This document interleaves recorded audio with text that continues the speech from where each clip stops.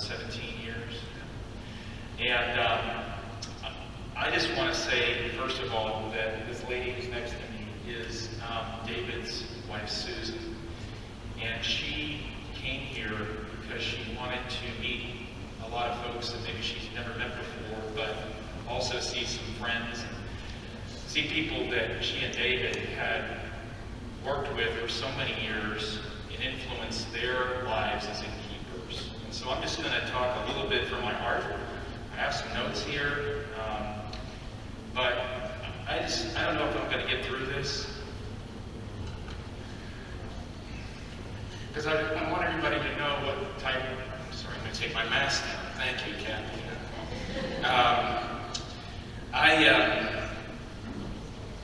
There are people in our lives that impact us in different ways. And there's some people in our lives who came into our lives to help us be successful people and also successful owners of inns. And this man, David Caples, Susan's husband, who passed away last year, was an incredibly influential person to my wife and I, and to so many people in this industry. And Susan and David owned a property on the ocean in Amelia Island. It was called the Elizabeth Point Lodge. It was an award-winning inn, 25 rooms. And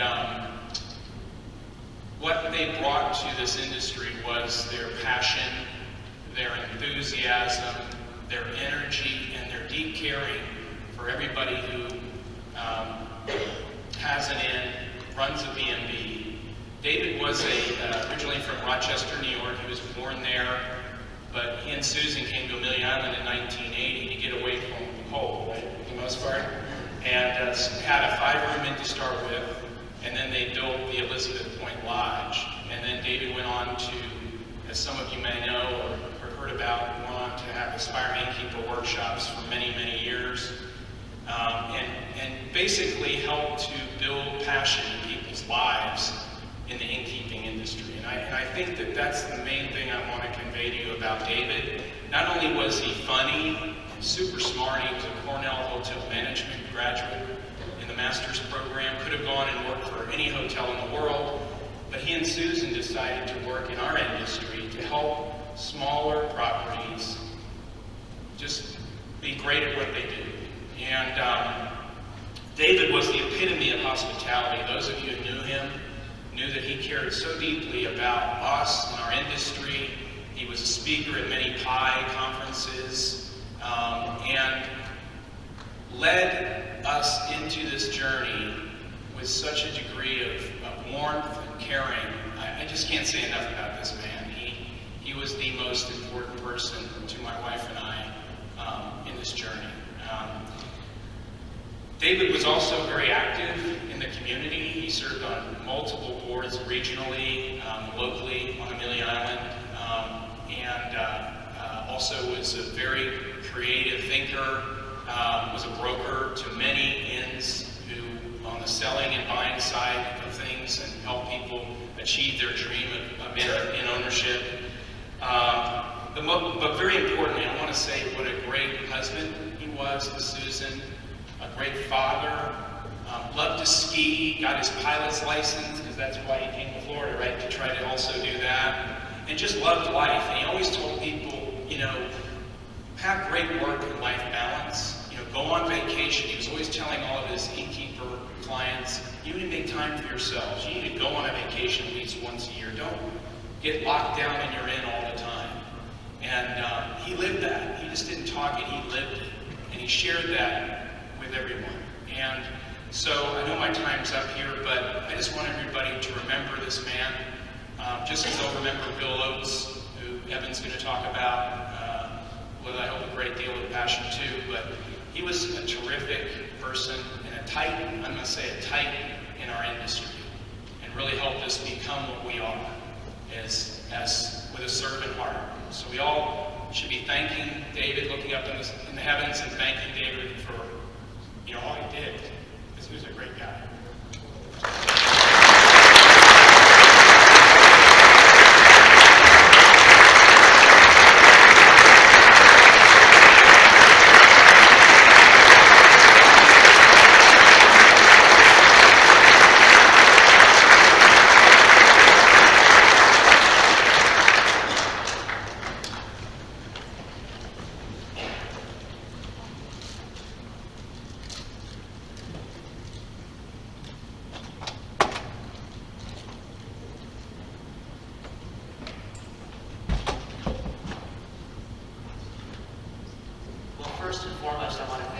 for that really beautiful and moving sort of those statements regarding David. David is not someone I knew personally, but I felt his influence through many innkeepers and heard stories throughout the years.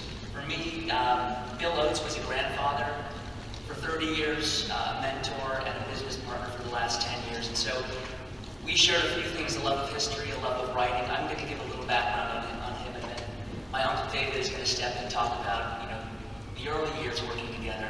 And we also have Bill's lifetime partner here, Haida Redfeld, who will maybe step in and say a few words as well. So I think for many of us in this industry, Bill came to us with a very diverse background in Southeast Asian history. He studied for 8 years at Yale, spent lots of time in Indonesia and Amsterdam, so he was nearly fluent in Dutch and Indonesian and French. And let me get my notes here for 1 second.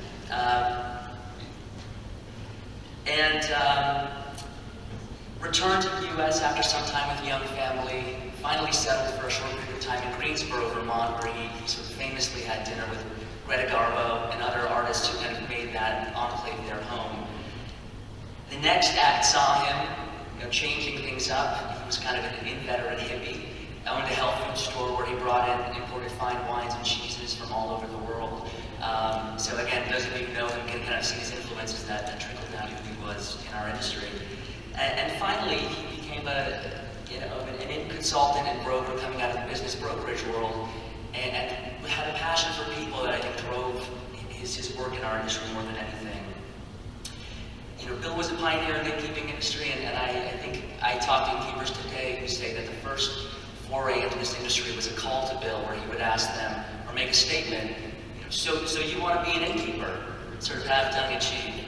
And finally, before I let David come and speak, I wanted to share Bill's words. I think, like David, Bill was a creative thinker and I think just as powerful of a wordsmith. So this is the last statement he made in a blog he wrote that's called "Why I Spent New Year's Eve in Ardmore, Oklahoma." He said, "It is bringing together people that after 30 years still sends chills of delight down our spines. As long as we can share these special moments, we will spend New Year's Eve in strange lands." So thank you all for being here, and those of you who knew Bill knew how special of a person he was, and a beautifully caring person. So David Hyler.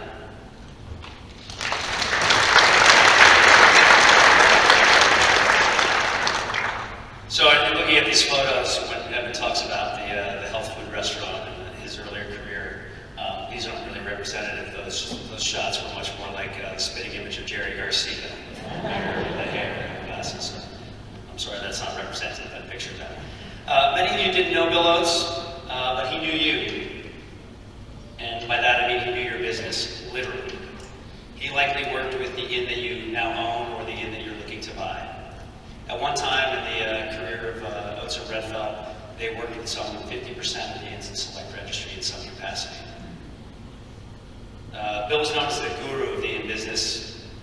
He was my mentor and my stepfather. Bill was part of my life at a very early age, even before he met my mom, and before they started Oates and Redfeld. They started one of the first inn conferences in our industry, and they actually would swap with PI, ALP's predecessor, conferences every year, and they did that for many years. But at 18 years old, Bill took a chance on me and offered me a position as an assistant innkeeper at the Chester Inn in Chester, Vermont. I'm not sure how he talked me into it. It seemed like a good idea at the time. I was the breakfast cook in the morning and the dining room manager at night, and Bill even helped me develop a wine list that when Robert Mondani visited us, he really appreciated. If you know who that is. I tried to get out of the inn business, and after a 10-year stint in California and a degree in hospitality management, I found myself accepting a position with then Oates and Redfeld, which was one of the first consulting firms in the fledgling industry at that time. And when I asked them after my professional career so far, I asked them for a job description of what I'd be doing. Bill simply said, "There is no job description. We'll just see how it goes." That's just how he rolled.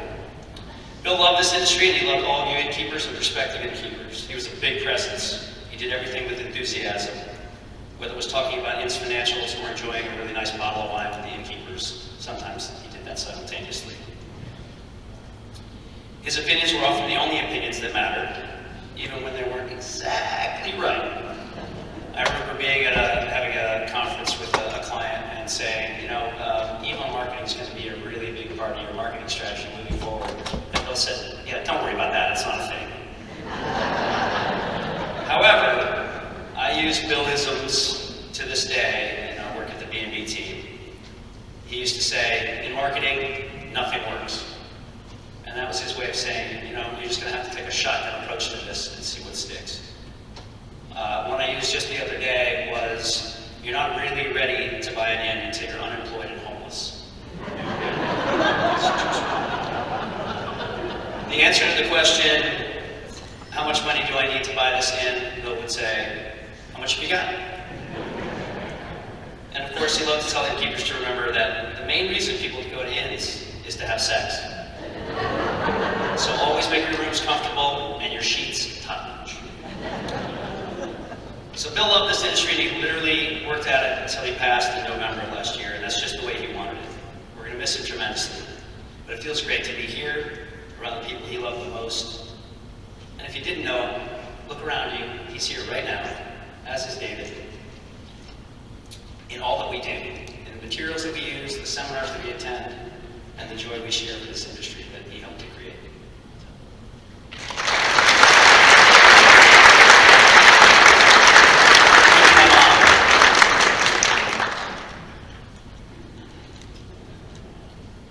Thank you very much. Congratulations to Select Registry for 50 years. Bill and I knew each other for 50 years. 9 years we went out for lunch, and that was it. Bill was a hippie. I was a psychologist, first as an intern and then as a psychologist. I taught all the crash programs in town, and I taught all the drug and alcohol groups at the Brattleboro retreat. So it wasn't really a kind of a good match. But those 9 years we became absolutely wonderful friends.